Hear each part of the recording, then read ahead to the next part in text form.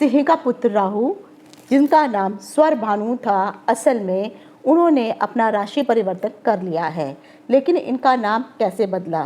क्योंकि राहु जिस तरह से उनकी माता सिंह का चतुर, चालाक, मायावी, षड्यंत्रकारी और बहुत ही शक्तिशाली थी, उसी प्रकार उनका बेटा भी सेम माँ के जैसे ही चतुर, चालाक और शक्तिशाली है। जरूरी नहीं है कि हर बार राहु आपको बुरा प्रभाव दे या हर बार राहु बुरा ही होता है, ऐसा बिल्कुल नहीं है। क्योंकि अगर राहु ना हो तो यहाँ पर बारिश होना भी मुश्किल हो जाएगा। क्योंकि राहु का एक नक्षत्र आता है जिसे हम कहते हैं आद्रा नक्षत्र। जब भी सूर्य आद्रा नक्षत्र में आते हैं तब से ही बरसात का मौसम शुरू होता है, और जब ये स्वाति के नक्षत्र में जाते हैं, ये भी राहु का नक्षत्र है, तब जाकर के वर्षा ऋतु समाप्त हो जाती है। तो राहु जिस तरह से हर सिक्के के दो पहलू होते हैं, उसी प्रकार राहु अच्छा भी है, बुरा भी है। लेकिन राहु का नाम पहले स्वरभानु हुआ करता था। यह बहुत चतुर, चालाक, शक्तिशाली था। जब समुद्र मंथन में से अमृत कलश निकला तो देवताओं ने चीटिंग करना शुरू किया और सभी देवताओं को अमृत मिलने लगा और राक्षसों को मदिरापान करवाया जाने लगा। लेकिन राहु क्योंकि चतुर, चालाक था, उसने इस चीज़ को भांप लिया और देवताओं की लाइन में घुस करके अमृत का पान कर लिया। लेकिन मोहिनी रूपी विष्णु को जब इसके बारे में पता चला, सुदर्शन चक्र से उन्होंने उसका सिर धड़ से अलग कर दिया। परंतु क्योंकि अमृत चखा जा चुका था, अमृत उसके गले तक पहुंच चुका था, इसीलिए जब सुदर्शन चक्र से स्वरभानु के दो टुकड़े हुए तो वह मरा तो नहीं, लेकिन अजर और अमर हो गया। तो सर का जो ऊपर का हिस्सा है वह उसका जो था केतु कहलाया, और नीचे का हिस्सा जो धड़ था वह राहु कहलाया। इसीलिए अगर आप नवग्रहों में देखेंगे तो केतु बेशक आपके लिए चोट चपोट का कारण हो सकता है, एक्सीडेंट का कारण हो सकता है, लेकिन नवग्रहों में से जो पावर केतु में है वो बाकी किसी में नहीं है। क्योंकि केतु एक ऐसी चीज़ अर्थात जिसके पीछे दुनिया भागती है, वह है मोक्ष, और मोक्ष प्राप्ति का कारण सिर्फ एक केतु ही है।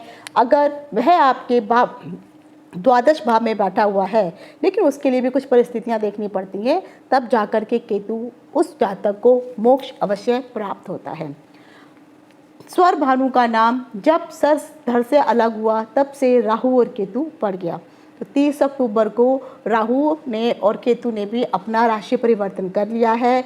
अगर आप देखेंगे राहु जो थे मीन राशि में आ गए हैं, और उसी प्रकार से अगर आप देखेंगे कि पहले जो थे केतु तुला राशि में थे, तुला से हट करके अभी वह कन्या में चले गए हैं। तो आज के इस वीडियो में मैं बताने वाली हूँ कि आखिर तुला राशि वालों के लिए ये जो अगले 18 महीने का समय है, ये राशि और नक्षत्र और लगन, इन तीनों के अनुसार मैं आपको बताने वाली हूँ। तो बहुत ध्यान से समझने की ज़रूरत है। अगर राहु के बारे में और जानकारी चाहिए है तो मेरे पिछले वीडियोस को देखिए, उसमें मैंने राहु से संबंधित बहुत सारी जानकारियाँ प्रदान की हैं। राशि के हिसाब से अगर आप देख रहे हैं तो आपको इसका 80% प्रभाव मिलने वाला है। अगर आप लगन के हिसाब से देख रहे हैं तो 20% का प्रभाव, और वहीं पर अगर आप नक्षत्र सिद्धांत से देख रहे हैं तो 50% का प्रभाव। तो अब लगा लीजिए, अगर राशि, लगन और साथ ही साथ आपका जो है नक्षत्र सिद्धांत से भी शुभ बैठ रहा है, तो यानी 150 डिग्री ये राहु और केतु का परिवर्तन आपके लिए बहुत शुभ होने वाला है। हालांकि अभी मैं राहु और केतु का मिश्रित फल बता रही हूँ, लेकिन नक्षत्र सिद्धांत में सिर्फ मैं राहु के हिसाब से बता रही हूँ। केतु का मैं बाद में अंत में नक्षत्र सिद्धांत से सभी को मैं बता दूंगी। यहाँ पर राहु जो है 3 नक्षत्रों में विचरण करने वाले हैं, लेकिन अभी सबसे पहले राहु जो है मीन राशि के रेवती नक्षत्र में विचरण कर रहे हैं, और यहाँ पे कम से कम ये 7 से 8 महीने तक रहने वाले हैं। तो 7-8 महीने तक रह करके नक्षत्र और राशि के अनुसार आपको क्या शुभ या अशुभ फल देने वाले हैं, इन सभी की जानकारी लेकर के मैं डिम्पल शांडिल्य ज्योतिष सतह ज्ञान सागर के माध्यम से अपने सभी नए और पुराने दर्शकों का हार्दिक अभिनंदन करती हूँ। नमस्कार। तेरे जाप के बिना चले ये सांस किस तरह, मेरा कर्म तू ही जाने क्या बुरा है क्या भला, तेरे रास्ते पे मैं तो आंख मूंद के चला, तेरे नाम की जोत ने सारा हर लिया तमस मेरा। नमो नमो शंकरा, भोलेनाथ शंकरा। ज्योतिष में श्रद्धा, आस्था और विश्वास रखने वाले सभी दर्शकों का मेरे इस YouTube चैनल ज्योतिष तथा ज्ञान सागर में आप सबका हार्दिक स्वागत करती हूँ। एक चीज याद रखिए, क्योंकि राहु जो है पूरे नक्षत्रों का भोग करते हुए ही आगे को बढ़ते जाएंगे। जैसे राहु केतु दोनों वक्री चाल चलते हैं, उल्टे चलते हैं, तो पहले मीन के रेवती नक्षत्र में जो 4 चरण होते हैं, यहाँ पर राहु रहने वाले हैं। तुला राशि के लिए अगर आप देखेंगे तो राहु जो है आपके लिए छठे भाव में और केतु आपके लिए द्वादश भाव में पड़ रहा है।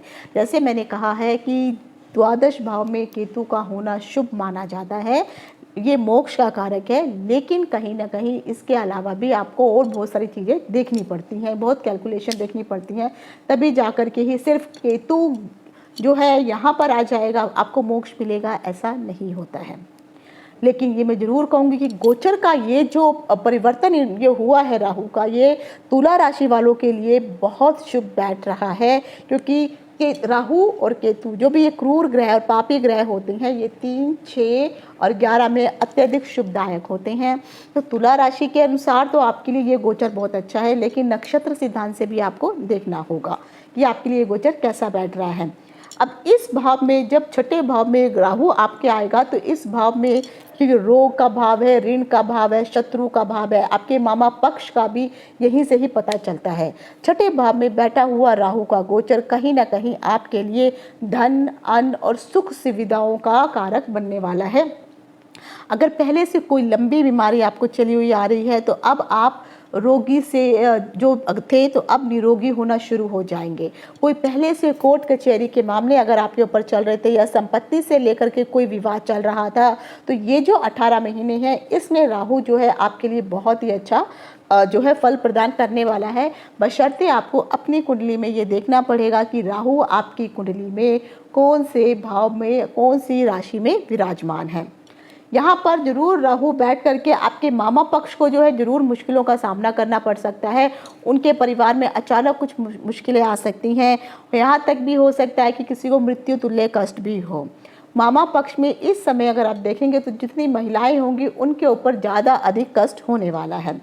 राहु का अगर आप दृष्टियां देखेंगे तो सबसे पहले राहु की जो दृष्टि होती है, जहाँ पर अगर मैंने जो है रेड पेन से निशान लगाया है, तो देखिए 1, 2, 3, 4, 5, 5वीं दृष्टि इनकी 10वें भाव पर पड़ेगी, 7वीं दृष्टि इनकी द्वादश भाव पर पड़ेगी, और 9वीं दृष्टि इनकी जो है धन भाव पर, यानी द्वितीय भाव पर पड़ने वाली है।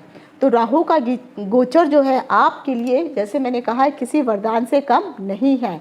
इस समय अगर आपके पास कोई नौकरी नहीं है तो आपकी नौकरी, अच्छी नौकरी आपको लगने वाली है, और ये नौकरी भी ऐसी होगी जिसमें आपको लाभ प्राप्त होगा। पिछली नौकरी से यहाँ पर आपको सैलरी अच्छी होगी।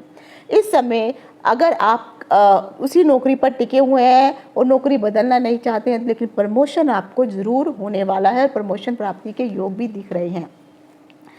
हो सकता है कि आपको किसी बड़ी अच्छी कंपनी से आगे कोई नौकरी का ऑफर भी आ जाए।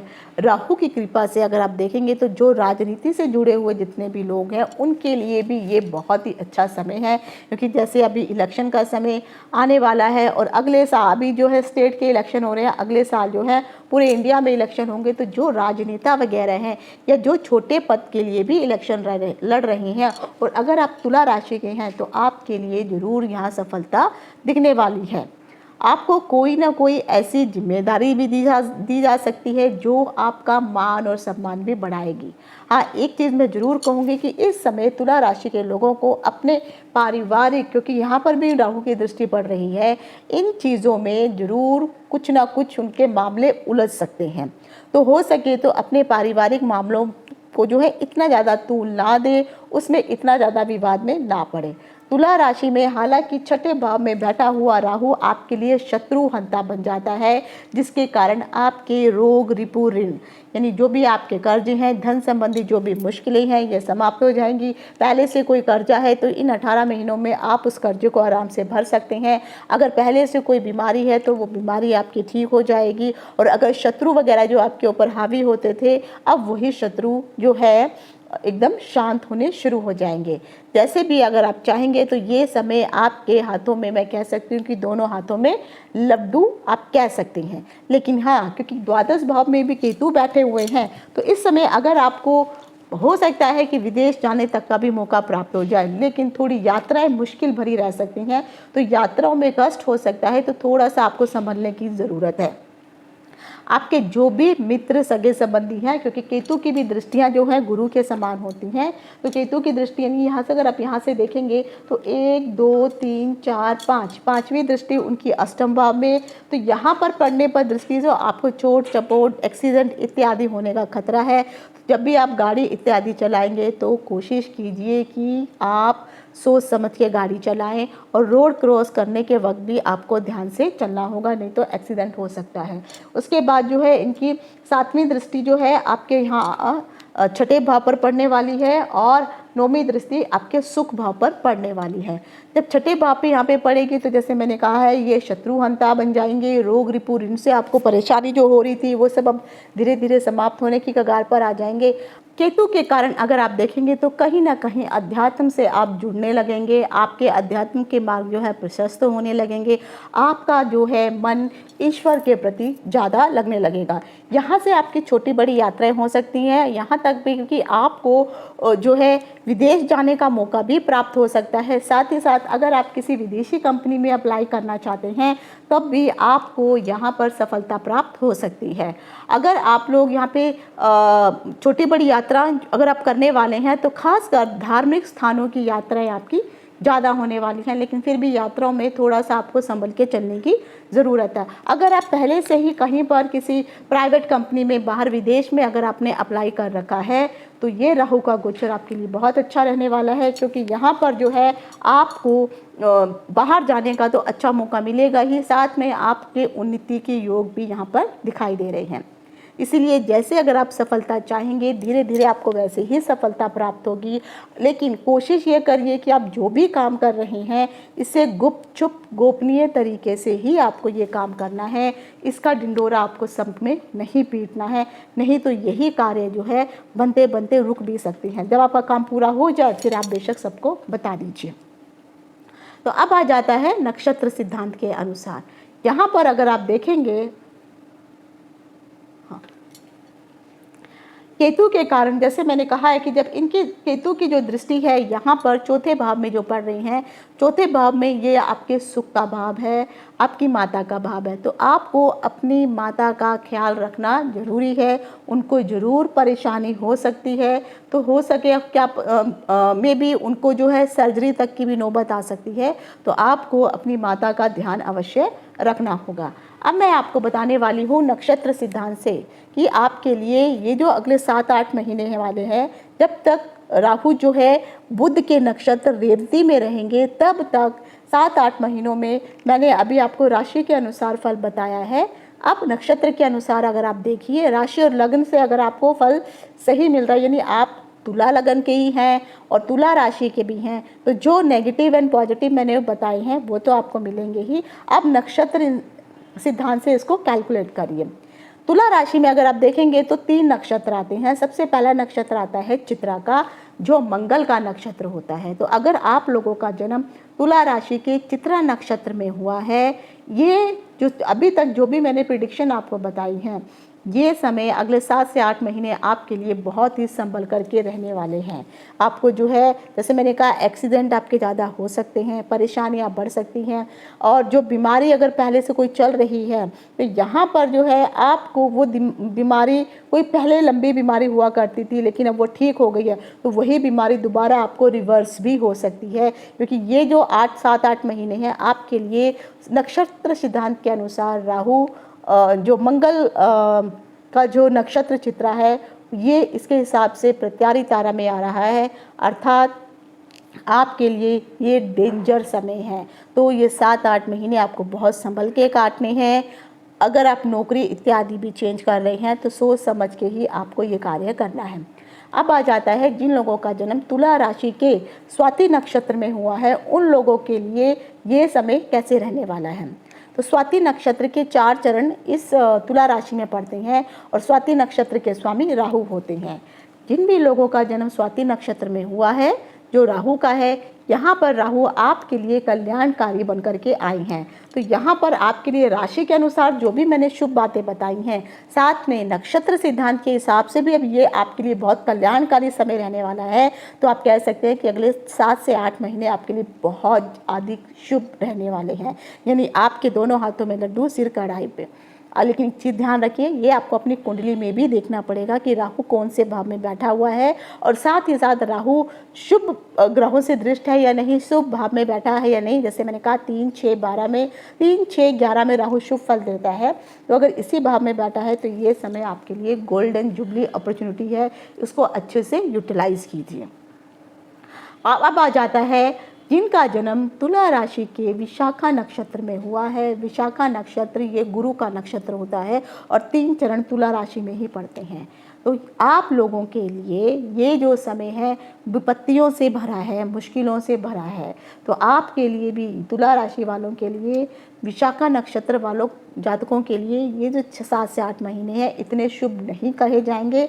अब इसके हिसाब से आप समझिए कि यानी 50% आपके नक्षत्र सिद्धांत से शुभ नहीं है, लेकिन राशि के अनुसार जो है 100% के हिसाब से अगर लगन हो उसमें भी अगर शुभ बैठ रहा है तो 100 वो हो गया। तो यहाँ पे 50 माइनस करेंगे तो सिर्फ 50% ही आपके लिए राशि के अनुसार ही थोड़ा आपको इसका शुभ फल प्राप्त होगा।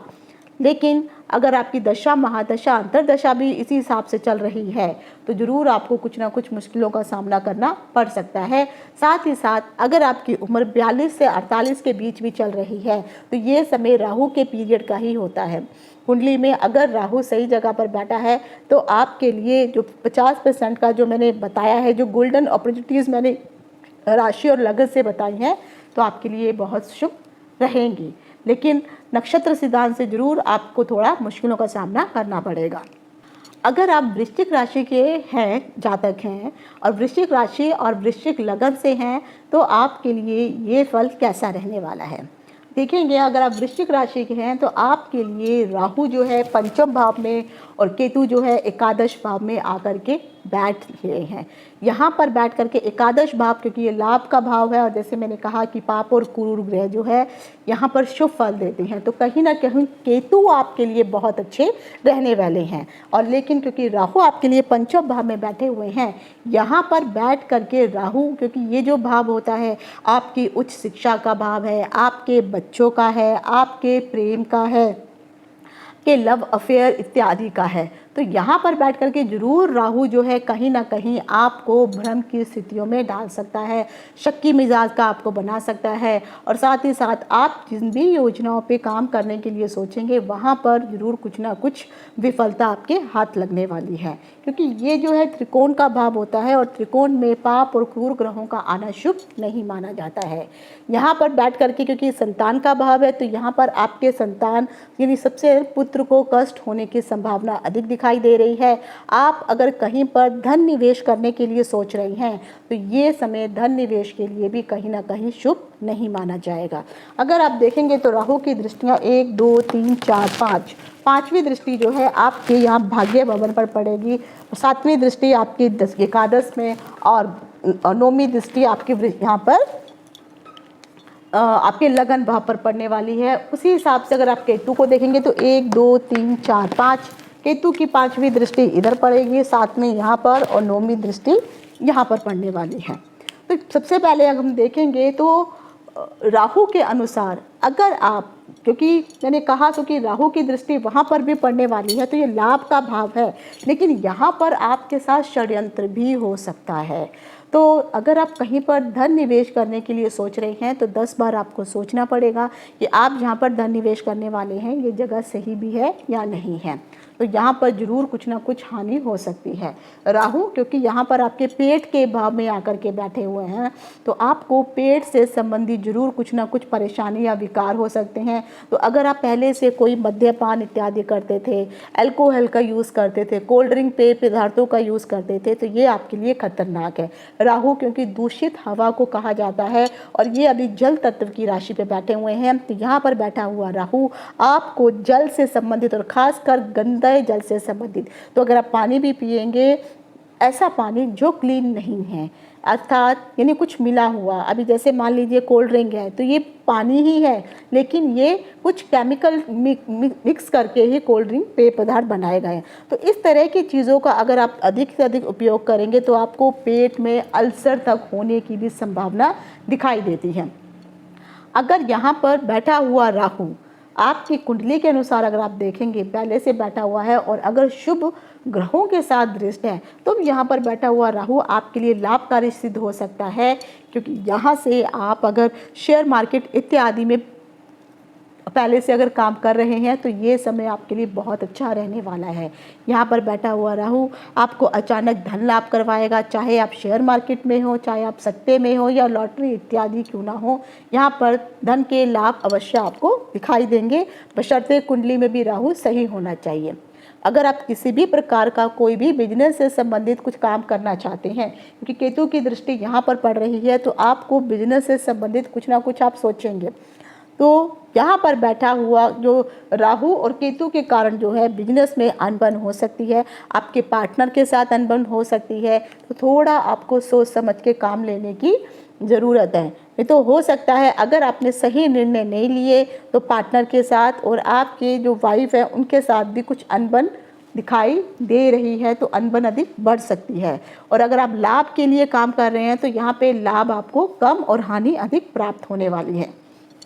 अगर आपकी नई नई शादी हुई है, नव दंपत्ति है और आप संतान के लिए सोच रहे हैं, तब भी ये समय आपके लिए शुभ है। लेकिन अगर आपकी कुंडली में भी अगर यहाँ पर कोई क्रूर ग्रह बैठा है, क्रूर भावों में अगर क्रूर ग्रहों की दृष्टि अगर यहाँ पर जा रही है तो थोड़ी सी परेशानी का सामना करना पड़ सकता है। जो लोग काफ़ी समय से ट्राई कर रहे थे बच्चे के लिए, अब अचानक ही कुछ ऐसे सहयोग बनेंगे कि आपके घर में भी किलकारियाँ अवश्य खिलने वाली हैं। जितने भी आपके परिवार के बड़े बुजुर्ग हैं और जो वरिष्ठ लोग हैं, उन लोगों के साथ जो है ज़रूर आपका जो है मन मुटाव हो सकता है, लेकिन आपको उनकी रिस्पेक्ट करनी है। क्योंकि अगर आप देखेंगे तो राहु की जो दृष्टि अगर आप देखेंगे केतु की दृष्टि जो है यहाँ पर छोटे बहन भाइयों के भाव पर भी पड़ रही है, तो उनके साथ आपका अनबन हो सकता है, अलगाव हो सकता है, आपकी पर्सनालिटी में अचानक कुछ जो है डाउनफॉल आ सकता है। जिस तरह से लोग आपको पहले से रिकग्नाइज़ किया करते थे अब उस तरह से शायद अभी ना करें, तो थोड़ा सा ये जो समय है उतना अच्छा नहीं बने हुए हैं। लेकिन इतना ज़रूर कहूँगी, प्रेम संबंधी मामलों में अगर आप जा रहे हैं या पहले से कोई प्रेम प्रसंग आपका चल रहा है तो ज़रूर यहाँ पर जो है आपको धोखा होने की संभावना अधिक दिखाई दे रही है। मनमुटाव हो सकता है, लड़ाई झगड़े हो सकते हैं। इसीलिए अगर कुछ पहले से कुछ इश्यूज़ चल रहे हैं तो शांति से बैठ करके उनको सुलझाने की कोशिश कीजिए, वरना यहाँ पर बैठा हुआ राहु आपके प्रेम संबंधों को बिगाड़ सकता है, आपके साथ आगे परेशानी हो सकती है। अगर आप विवाहित हैं तो कोशिश करिए अपने ससुराल पक्ष के साथ जो है तो अनबन ना बनाएं, बेशक थोड़ी दूरी बना लीजिए लेकिन बहस और अनबन ना करें। वहीं पर कहीं ना कहीं अगर आप देखेंगे तो राहु के कारण अगर शुभ ग्रहों की दृष्टि गोचर के हिसाब से पड़ेगी तो जिन दंपतियों के यहाँ अभी तक बच्चे नहीं थे, किलकारी नहीं थी, तो अब उनके यहाँ पर भी किसी न किसी रूप से ऐसा चमत्कार होगा कि आपके घर में भी किलकारी अवश्य गूंजेगी। लेकिन वृश्चिक राशि के लिए अगर आप देखेंगे कि राहु का जो दृष्टि है, नौवीं दृष्टि, ये आपके लगन भाव पर पड़ रही है, तो आपको अपने शरीर का खासकर ध्यान रखने की बहुत अधिक ज़रूरत है। तो इसलिए मैंने कहा है जल से बनी हुई चीज़ें, वृश्चिक भी जल तत्व की राशि है, मीन भी जल तत्व की राशि है, तो किसी भी प्रकार का गलत जल आपने यानी कोई मिलावट वाला पानी, चाहे वो कोल्ड ड्रिंक हो, चाहे वो अल्कोहल हो, चाहे किसी भी तरह का ड्रिंक है, इनसे आप परहेज करिए और शुद्ध साफ जल पीने की कोशिश कीजिए। और ख़ासकर आप जो है नदी नालों के किनारे भी ना घूमें तो अच्छा है, नहीं तो यहाँ पर भी आपको कुछ जो है दुर्घटना आपके साथ हो सकती है। अब आ जाता है कि वृश्चिक राशि के जिन लोगों वृश्चिक राशि में 3 नक्षत्र आते हैं, जिन लोगों का जन्म वृश्चिक राशि के विशाखा नक्षत्र में हुआ है, यह गुरु का नक्षत्र होता है और एक चरण इसका जो है वृश्चिक राशि में पड़ता है। आपके लिए ये समय विपत्ति वाला रहने वाला है, तो कोशिश कीजिए अगले 7 से 8 महीने तक, जैसे मैंने कहा है, गलत प्रकार के पेय पदार्थ हो गए या फिर आपको अल्कोहल, इन सब चीज़ों से अपने आप को बचाना है, नहीं तो आपके शरीर को कष्ट होगा और खासकर आपके पेट में, लीवर में कुछ अल्सर इत्यादि होने की संभावना अधिक दिखाई देती है, वो भी दूषित जल के कारण। तो ये जो समय है आपके लिए इतना अच्छा नहीं है। अब आ जाता है जिन लोगों का जन्म वृश्चिक राशि के अनुराधा नक्षत्र में हुआ है, इसके 4 चरण यहाँ पर वृश्चिक राशि में आते हैं और ये शनि की राशि है। आप लोग के लिए ये जो समय है 6 7 से 8 महीने, ये बहुत ही अधिक है शुभ माने जा सकते हैं, क्योंकि यहाँ पर बैठा हुआ जो राहु का जो परिवर्तन है आपको कहीं ना कहीं से धन को प्राप्ति करवाने वाला है। इसलिए मैंने कहा है कि अगर आप पहले से लॉटरी, शेयर मार्केट इत्यादि में काम करते हैं या करने निवेश करने की सोच रहे हैं तो थोड़ा सा अपनी कुंडली को भी ज़रूर देखिए। अगर वहाँ भी अगर फेवर में आ रहा है तो ज़रूर आप अपना पैसा लगाइए, तो आपको निवेश में फ़ायदा होने वाला है। खास कर ये 7-8 महीने आपके लिए बहुत शुभ है। अब आ जाता है जिन लोगों का जन्म वृश्चिक राशि के ज्येष्ठा नक्षत्र में हुआ है, ये बुध का नक्षत्र है। तो राशि के अनुसार जो मैंने आपको सब बताया है, बुध, क्योंकि राहु अभी बुध के नक्षत्र में ही चल रहे हैं, रेवती नक्षत्र में, तो आपके लिए ये जन्म तारा है, अर्थात आपको अपने शरीर की सबसे अधिक रक्षा करने की ज़रूरत है। और वैसे भी मैंने कहा है यहाँ पर राहु की दृष्टि पड़ रही है, तो गलत प्रकार के खान पान से आपको आगे चल के मुश्किलों का सामना करना पड़ेगा। तो कोशिश कीजिए, षड्यंत्र के कारण ही सही कुछ ना कुछ इशू, आपको हेल्थ के इशू आएंगे। पानी से संबंधित अगर आपने कोई गलत मेडिसिन खा ली तो मेडिसिन भी अगर आप खाओगे तो एक्सपायरी डेट इत्यादि चेक करिए। अगर आप किसी प्रकार कोई सर्जरी करवाना चाहते हैं तो मैं तो कहूँगी कि अच्छे जोशी से कोई अच्छा सा मुहूर्त और टाइम निकालने के बाद ही, अगर बहुत इमरजेंसी है तभी आप जो है इस सर्जरी को करवाइए। अदरवाइज 6 से 7 महीने तक अगर आप रुक सकते हैं तो ज़रूर रुकिए, क्योंकि आपके लिए ये जो समय है वो इतना फेवरेबल नहीं है। तो ये थे मैंने आज आपको बताए हैं तुला और वृश्चिक राशि वालों के लिए। अब आ जाते हैं उपाय की बारी। उपाय के लिए मैं इतना ज़रूर कहूँगी कि आपको जो है शिव भगवान के मंत्रों का जाप करना है। शिव चालीसा पढ़िए, ओम नमः शिवाय के मंत्रों का जाप करिए।